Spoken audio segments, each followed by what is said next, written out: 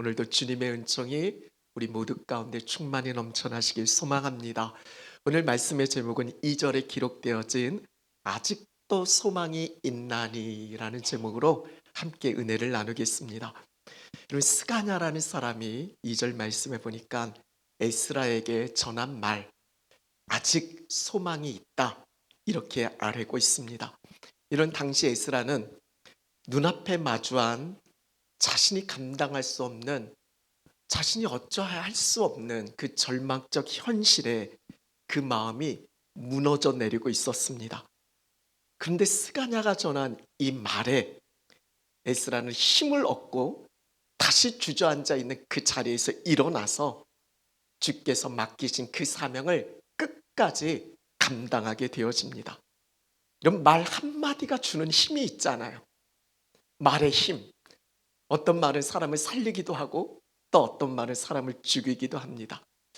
이런 오늘 우리 입술에는 어떤 말이 우리가 관계하는 그들에게 전해지고 있을까요? 이런 힘들고 어려울 때, 때론 포기하고 주저앉아 있을 때 곁에서 아직 소망이 있어, 이렇게 스가냐처럼 붙들어주는 그 한 사람, 그 한 사람이 있으면 얼마나 좋을까요? 오늘 이 자리에 계신 우리 모두가 서로에게 그런 존재가 되어졌으면 좋겠습니다. 스가냐가 어떤 사람인지에 대해서 성경은 자세하게 기록하고 있지는 않아요. 오늘 말씀에도 보니까 엘람 자손이고 여이엘의 아들이다, 뭐 그 정도만 이 스가냐에 대해 소개하고 있어요. 근데 스가냐가 가진 그 이름의 뜻을 보면 스가냐가 어떤 사람이구나라는 걸 대략 짐작할 수 있어요. 스가냐의 이름의 뜻은 여호와께서 거하신다라는 뜻이에요. 하나님이 함께 하신다라는 거예요. 하나님이 그 삶 가운데서 거하시는, 함께 하시는 사람, 이게 바로 스가냐인 거예요. 그러니까 지금 스가냐가 에스라에게 전한 이 말은 스가냐 자신의 어떤 개인의 생각을 넘어서서 자신과 지금 함께하고 계시는 하나님의 뜻, 그분의 마음, 하나님의 말씀을 전하고 있는 거예요. 그러니까 하나님께서는 스가냐의 입술을 통해서 하나님의 말씀을 지금 에스라에게 하고 있는 거예요. 에스라야, 아직 소망이 있어. 이런 이 말씀이 오늘 저와 여러분 우리 가운데도 들려졌으면 좋겠어요. 하나님은 어떻게 보면 스가냐의 역할을 지금 저에게 허락해 주셔서 저의 입술을 통해서 하나님의 말씀이 여러분 가운데 지금 선포되어지길 원하고 있는 거예요. 아직 소망이 있다. 오늘 이 말씀이 우리 모두에게 들려지고 이 말씀을 들은 우리는 또 다른 스가냐가 되어져서 다른 누군가에게 아직 소망이 있어, 이렇게 전할 수 있는 우리 모두가 되어질 수 있길 소망합니다. 그런 점에서 한번 서로 연습해 봤으면 좋겠어요. 우리 옆에 있는 사람들에게 오늘 하나님이 우리에게 주신 말씀이니까 아직 소망이 있어, 뭐 서로에게 그렇게 전하면서 함께 인사했으면 좋겠습니다. 아직 소망이 있어.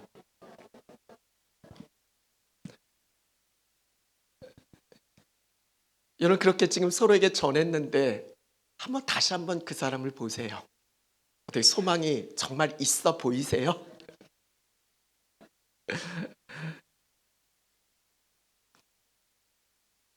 참 어려운 때를 우리가 지금 살고 있잖아요. 경기가 어려운 게 뭐 어제 오늘의 이야기는 아닌데 그래도 요즘은 참 많이 먹고 사는 게 쉽지는 않아요. 경제적인 어려움을 저마다 겪고 있어요.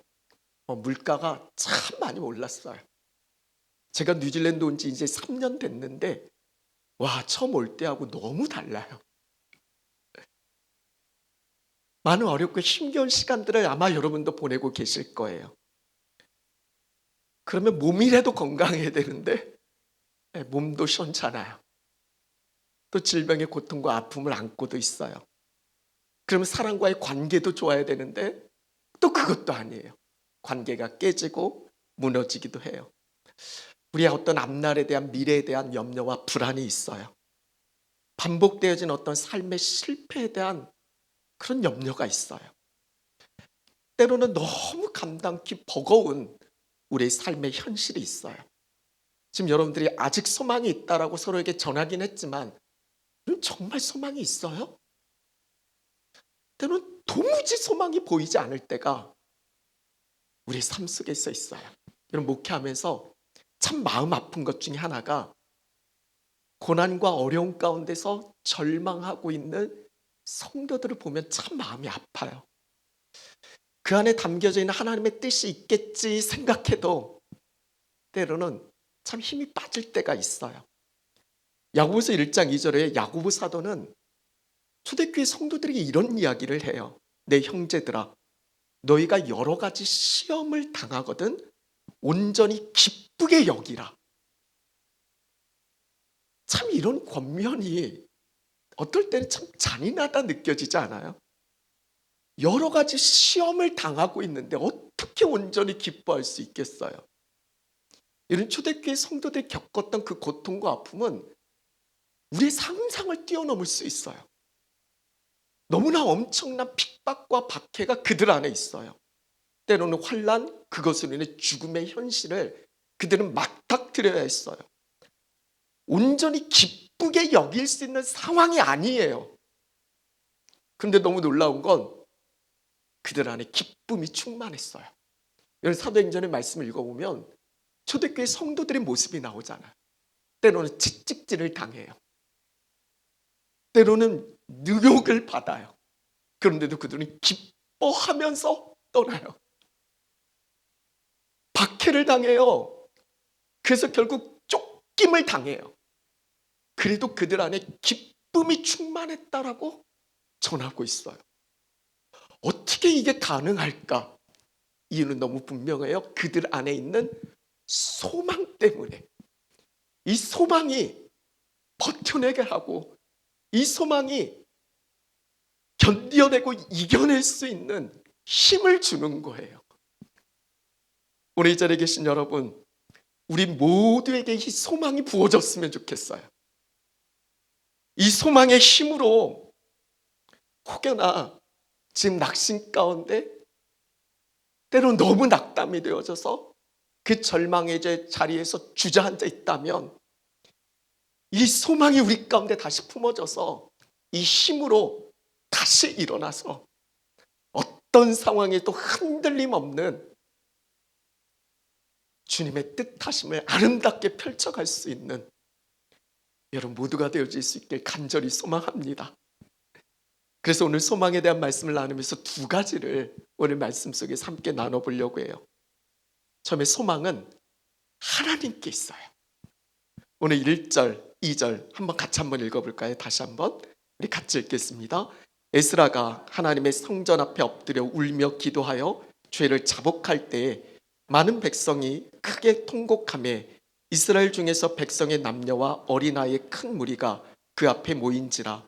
엘람 자손 중 여이엘의 아들 스가냐가 에스라에게 이르되 우리가 우리 하나님께 범죄하여 이 땅 이방 여자를 맞이하여 아내로 삼았으나 이스라엘에게 아직도 소망이 있나니. 이런 지금 에스라가 마주한 현실은요 너무 절망적이에요. 에스라는 지금 성전 앞에서 엎드려 울며 기도하고 죄를 지금 자복하고 있어요. 기대를 안고 바벨론에서 유다로 돌아왔잖아요. 하나님의 은혜 가운데 돌아온 그 백성들이 정말 하나님 앞에 바로 서야 하는데 또 다시 죄를 반복하고 있어요. 하나님의 말씀을 저버리고 이방 민족과 통혼하고 하나님의 자녀로서의 그 거룩한 정체성을 잃어버려요. 그냥 세상에 완전히 섞여버린 거예요. 에스더는 그 소식을 전해 듣고 이 앞선 말씀을 보면 아주 기가 막힌 거예요. 하나님의 거룩한 자녀들이 어떻게 세상에서 이렇게 살아갈 수가 있지? 너무 기가 막힌 거예요. 그래서 옷을 찢고 머리털 뜯고 수염 뜯으면서 하나님 앞에 막 통곡해요. 그의 마음이 완전히 무너져 내리는 거죠. 더 기가 막힌 건 이 일에 앞장선 사람들이 지도자들인 거예요. 바른 방향으로 이끌어 가야 할 그 지도자들이 오히려 이 죄에 더 으뜸인 거예요. 그 마음이 어땠겠어요? 야, 이제 더 소망은 없다. 더 이상 이 민족에게 기대할 게 없어. 아니 어쩜 저럴 수가 있지? 아니 어떻게 사람이 안 바뀌어도 이렇게 안 바뀔 수가 있어? 아, 정말 끝난 건가? 지금 에스라는 눈앞에 현실만 놓고 보면 도무지 소망이 안 보이는 거예요. 그때 스가냐가 2절에 맞아, 우리가 하나님께 범죄했어요. 이런 범죄한 백성에게 무슨 소망이 있어요? 죄값은 결국 사망이고 죽음이잖아요. 죄를 범한 인생에게 무엇을 기대할 수 있겠어요? 근데 스가냐는 이렇게 이야기해요. But 하지만 in spite of this, 그럼에도 불구하고 there is still hope for Israel. 이스라엘에게 여전히 소망이 있다라는 거예요. 문제가 해결된 게 아니에요. 상황이 좋아진 게 아니에요. 도대체 스가냐는 뭘 믿고 지금 소망을 이야기하고 있을까요? 보이는 현실은 절망이에요. 하지만 그 현실 속에 변하지 않는 게 있다면 하나님이 여전히 함께하고 계시다라는 것. 스가냐는 하나님께 소망을 둔 거예요. 백성들은 하나님을 떠났지만 하나님은 결코 그들을 포기하지 않았어요. 그들을 기다리고 계시는 거예요. 사람들은 하나님 말씀을 그렇게 쉽게 저버리고 그 언약을 깨뜨렸지만 하나님은 그 언약을 붙들고 계셨어요. 우리 하나님은 신실하신 분이시잖아요. 그 죄는 너무 컸어요. 그 죄를 감당할 수가 없어요. 근데 하나님의 은혜는 그것보다 훨씬 커요. 소망의 근거는 하나님께 있어요. 여러분, 하나님은 어떤 분이세요? 하나님 앞에 회개하고 돌이키는 자를 하나님 외면치 않으세요. 그를 붙드시고 일으켜 세워주세요. 아무리 깊은 죄 가운데 있어도 그걸 처절하게 깨닫고 하나님 앞에 돌아오는 자는 하나님 반드시 회복시켜 주세요. 처음에 말씀드린 것처럼 우리가 살아가는 현실 쉽지 않아요. 제가 뉴질랜드 온 지 3년 됐다고 그랬잖아요. 처음에 뉴질랜드 올 때 한국에 있는 저의 모든 지인들이 너무 부러워했어요. 뉴질랜드 간다니까. 근데 뉴질랜드 와서 여기서 보니까 다들 한국을 부러워해요. 또 다들 왜 이렇게 한국 가고 싶어 하는지 몰라요. 우리가 살아가는 현실 어때요? 정말 소망이 보여요? 쉽지 않아요. 겉으로는 여러분들이 이렇게 웃고 계셔도 속으로는 그 마음이 무너져 있는 사람들이 참 많아요. 정말 열심히 살아보려고 해도 바뀌지 않는 이 현실 앞에서 더 절망돼요. 기도했는데 응답이 없어요. 기다렸는데 변화가 없어요. 상황은 더 힘들어져요. 5월 가정의 달을 함께하고 있잖아요. 가정의 달이 힘든 분들이 많아요.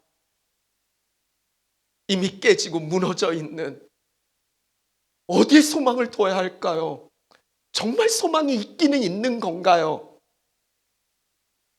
하나님께서 스가랴를 통해서 하나님이 거하시는, 하나님이 함께 하시는 그 스가랴를 통해서 하나님께서 하나님의 말씀을 지금 전하고 계시는 거예요. 아직도 소망이 있다. 왜냐하면 하나님은 절대 우리를 포기하지 않으셨거든요. 스가랴의 이름의 뜻처럼 여호와께서 거하셔요. 하나님이 함께 하시는 거예요. 우리를 결코 떠나지 않으세요. 포기하지 않으세요. 포기하실 것 같았으면 예수님이 이 땅에 보내시지 않으셨을 거예요. 끝까지 우리를 붙들고 계시는 그 하나님 때문에 우리는 그 어떤 절망의 자리에서도 소망을 이야기할 수 있어요. 그러니까 사랑하는 여러분, 소망을 잃지 마세요. 소망은 내 능력에 있는 게 아니라, 어떤 사람에게 있는 게 아니라, 환경에 있는 게 아니라, 소망은 오직 한 분 하나님께 있어요. 하나님이 살아계시고 우리와 함께 하시는 한 우리 인생은 아직 끝나지 않은 은혜가 있어요. 한번 적용해 보셨으면 좋겠어요. 지금 여러분 삶에서 이건 정말 바뀌기 어려워, 그렇게 느끼면서 마음이 무너져 있는 그런 영역은 어디 있어요? 그 자리에서 하나님을 바라보기보다 혹시 현실만 보고 계신 것 아닌가요? 지금 나의 소망의 근거는 환경이에요, 하나님이에요? 하나님의 약속 붙들고 소망 위에 굳건히 설 수 있는 여러분 모두가 되어질 수 있길 간절히 축원합니다. 소망에 대한 두 번째 말씀이에요. 소망을 품고 일어나라. 오늘 마지막 3절에서 5절까지 말씀인데 우리 다시 한번 같이 읽었으면 좋겠습니다. 우리 함께 읽겠습니다. 곧 내 주의 교훈을 따르며 우리 하나님의 명령을 떨며 준행하는 자의 가르침을 따라 이 모든 아내와 그들의 소생을 다 내보내기로 우리 하나님과 언약을 세우고 율법대로 행할 것이니라. 이는 당신이 주장할 일이니 일어나소서, 우리가 도우리니 힘써 행하소서 하니라. 이에 에스라가 일어나 제사장들과 레위 사람들과 온 이스라엘에게 이 말대로 행하기를 맹세하게 하매 무리가 맹세하는지라. 아멘. 여러분, 오늘 말씀은 단순히 소망이 있어, 이렇게 말로 끝나지 않아요. 스가랴가 아직도 소망이 있다고 이야기하고 3절에 내 주의 교훈, 하나님의 명령, 그분의 가르침 따라, 하나님 말씀이잖아요. 그러니까 하나님 말씀 앞에 서서 내 죄된 삶을 끊어내겠다라는 거예요. 하나님과 언약 다시 세우고 율법대로 하나님 말씀대로 살아가겠다라고 지금 다짐하고 있어요. 그러면서 4절에 정말 중요한 말씀을 덧붙이고 있어요. 그게 뭐예요? 일어나소서, 우리가 도우리니 힘써 행하소서. Rise up. We'll support you. So take courage and do it. 여러분, 하나님께 소망이 있다라고 해서 가만히 있으라는 뜻이 아니에요. 진짜 소망은 그 사람을 일으켜요. 절망은 주저앉게 하지만 소망은 다시 움직이게 해요. 지금 스가랴는 소망이 있어 말만 한 게 아니라 일어나세요. 우리가 서포터 할게요. 용기를 갖고 다시 행하세요. 여러분, 우리 곁에 이런 스가랴 같은 사람이 있으면 얼마나 좋을까요? 서포터 해주는, 나를 붙들어 일으켜 세우며 함께 그 일을 감당할 수 있는 스가랴 같은 사람. 그 스가랴를 찾기 이전에 내가 먼저 스가랴가 되어주면 얼마나 좋을까요? 내 곁에 낙심하고 쓰러져 있는 그 영혼에게 다가가서 아직 소망이 있어, 일어나, 내가 너 서포트 해줄게, 내가 너 도와줄게, 내가 너와 함께 할게, 용기 갖고 일어나서 다시 하나님 앞에 살아가자, 이렇게 전할 수 있는 스가랴 같은 사람이, 내가 그 스가랴 같은 사람으로 우리 곁에 있는 사람이 같이 있어주면 얼마나 좋을까요? 스가랴에게 그 그 스가랴가 전한 말에 에스라는 힘을 내요. 그래서 마지막 5절에 에스라가 다시 일어나요. 이에 에스라가 일어나서 제사장들, 레위 사람들, 그리고 온 이스라엘을 그가 전한 말대로 맹세하게 해요. 하는 말씀 앞에 세우는 거예요. 그리고 다시 이후의 말씀을 보면 그 무너져 있는 공동체를 일으켜 세워요. 하나님의 회복과 구원의 통로로 하나님께서 이스라엘을 멋지게 사용하세요. 물론 그 과정은 쉽지 않아요. 이런 말씀대로 내가 살겠다 결단하는 게 우리의 삶의 현실과 부딪히잖아요. 그 결단은 때로는 대가가 따르고 때로는 그 삶의 편안함보단 갈등이 있어요.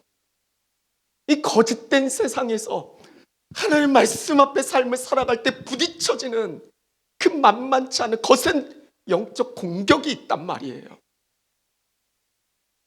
실제로 이후에 에스라가 일어나서 이 공동체 가운데 개혁을 이루어갈 때 심한 반대에 부딪혀요. 죄를 드러내야 하고 정말 뼈를 깎는 그 고통을, 그 아픔을 그들이 싸워내야 하니까 그게 만만치 않아요. 근데 에스라는 주저앉아 있지 않았어요. 이 소망의 메시지를 듣고 하나님께 소망 품고 이 일을 이루어 가신 하나님만 바라보고 다시 힘을 내서 그것을 감당해요. 오늘 여러분에게 말씀드리고 싶은 건 소망은 단지 우리 마음속 위로 차원이 아니에요. 그냥 말로 끝나는 게 소망이 아니에요.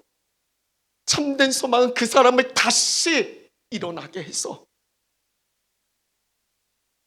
하나님 말씀 앞에 그 삶을 결단하고 그 삶을 살아가게 되어지는 것, 이게 진짜 소망이에요. 때는 우리의 삶의 현실이 앞서도 말씀드린 것처럼 쉽지 않아요. 그래서 그 현실 속에 주저앉고 싶을 때가 있어요. 어떨 땐 정말 아무것도 하기 싫고 그냥 무력감 속에 그렇게 쓰러져 있기도 해요.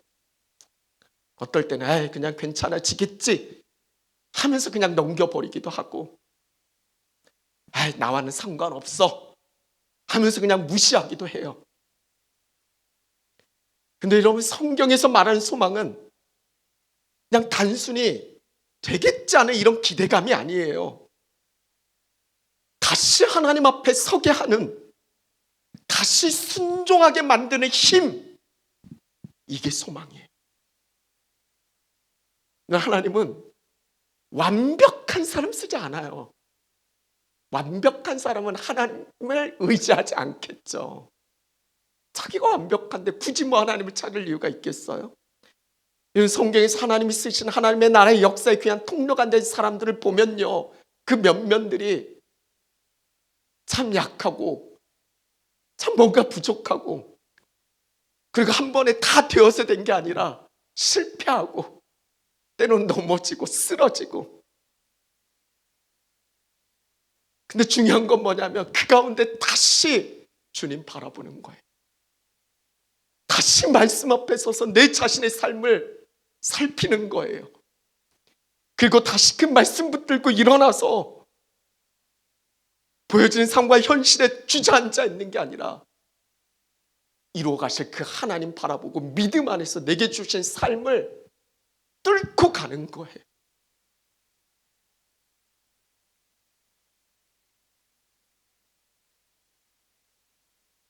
환경이 바뀌어서 소망이 있는 게 아니라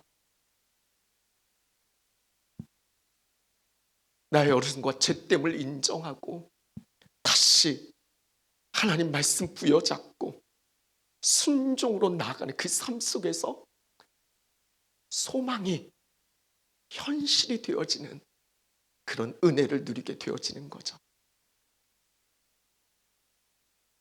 사랑하는 여러분, 소망은 말로 끝나는 게 아니에요. 다시 일어나 행하는 거예요. 오늘 하나님께서 우리 모두에게도 동일하게 지금 말씀하고 계세요. 아직도 소망이 있다. 그러니까 일어나라. 하나님이 도우시니까 힘써 행하라. 우리의 진정한 서포터는 내 곁에 나와 함께하고 계신 하나님이신 줄로 믿습니다. 그러니까 사랑하는 여러분, 혹시 관계가 깨지고 무너졌다면 하나님 말씀하시잖아. 내가 서포트할 테니까, 내가 도울 테니까 먼저 손 내밀어. 혹시 기도의 자리가 무너졌다면 도우신 하나님이 말씀하시니까 다시 무릎 꿇자. 혹시 우리의 삶의 예배가 무너졌다면 하나님이 서포트해 주시니까 두려워하지 말고 하나님 앞으로 나아올 것을, 혹시 잃어버린 사명이 있다면, 내 삶의 현실과 부딪혀서 도저히 나는 할 수 없다고 포기한 부분이 있다면 하나님이 서포트해 주시겠다 약속하시니까 다시 붙들고 일어날 수 있는 그 소망이 우리 모두 가운데 있어질 수 있길 소망합니다. 물론 두려워요. 부담스럽습니다. 그렇다고 당장 모든 게 바뀌는 것도 아니에요. 그러나 분명한 건 에스라 전체의 말씀을 통해서, 지난 몇 주간 우리 에스라 말씀을 같이 나눴잖아요. 에스라 전체의 말씀을 통해서 하나님이 우리에게 분명하게 말씀하시는 거, 에스라의 이름의 뜻이잖아요. 여호와께서 도우신다. 시편 42편 5절 말씀, 우리 믿음으로 함께 선포했으면 좋겠습니다. 우리 함께 선포합니다. 내 영혼아, 내가 어찌하여 낙심하며 어찌하여 내 속에서 불안해하는가. 너는 하나님께 소망을 두라. 그가 나타나 도우심으로 말미암아 내가 여전히 찬송하리로다. 아멘. 마지막 적용 질문이에요. 혹시 여러분 어떤 절망 앞에 지금 주저앉아 계세요? 하나님이 오늘 스가랴 입술을 통해서 말씀 가운데 우리에게 전하고 계세요. 일어나라. 내가 도우리니 힘써 행하라. 하나님께서 이렇게 우리에게 말씀하실 때 오늘 저와 우리는 어떤 태도로, 어떤 행동으로 그 말씀에 실제로 반응하시겠어요? 오늘 내가 소망 품고 일어나서 도우시는 그 하나님 믿고 다시 힘써 행해야 할 일은 무엇이 있을까요? 지난 몇 주간 에스라 말씀을 나누면서 더 간절히 소망하게 됐어요. 여러분, 에스라 말씀이 우리에게 전해놓은 마지막 메시지는 뭘까요? 소망이 있다. 그러면서 에스라의 마지막은 결단하면서 그 죄를 끊어낸 그 사람들의 명단이 나와요.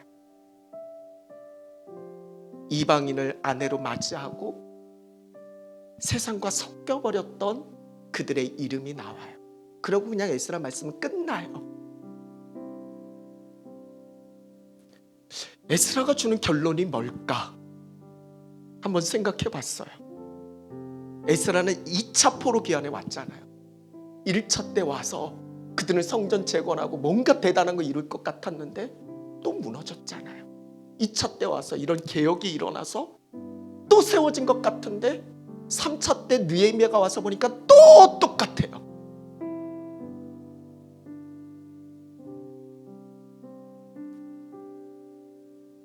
진정한 개혁이라는 게 우리의 의지와 결단만으로 되어지지 않는다는 거예요. 인간의 어떤 힘과 능력으로 되어지는 게 아니에요. 그래서 필요한 게 메시아 대신 예수 그리스도인 거예요. 에스라 말씀의 결론은 우리에게 구원자가 필요하다라는 거예요. 우리에게 소망 대신 예수님이 필요하다라는 게 에스라서의 결론이에요.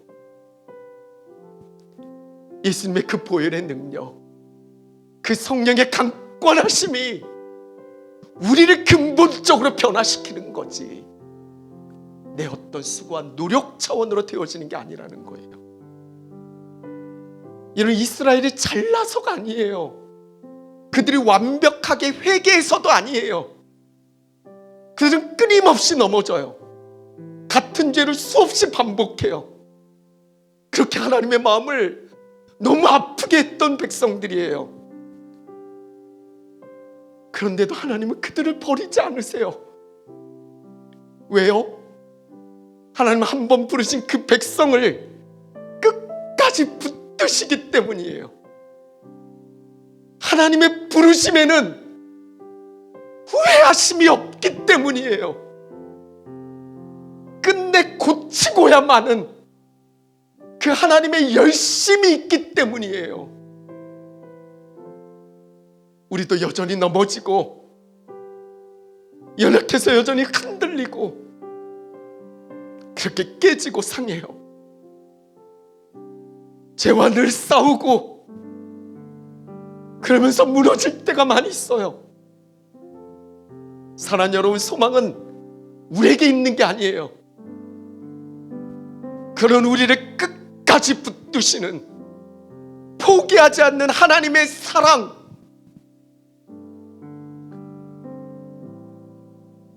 그리고 그 완성을 예수 그리스도를 통해서 이루신 거예요. 그 주님이 지금도 살아계세요. 그 주님이 나와 항상 함께 하세요. 그 주님이 반드시 승리하게 하세요. 그래서 우리는 여전히 아직도 소망이 있어요. 간절히 바라기는 이 소망을 우리만 붙들지 말고, 하나님이 이 시대에 우리를 에스라로 불러주셨잖아요. 그래서 무너져 있는 그곳에 에스라를 보내신 거잖아요. 우리의 가정의 일터의 삶의 자리에 우리를 에스라로 불러주셔서 내가 너 도와줄 테니까 그래서 다시 회복과 부흥의 역사 이루라고 우리를 그곳에 보내신 거잖아요.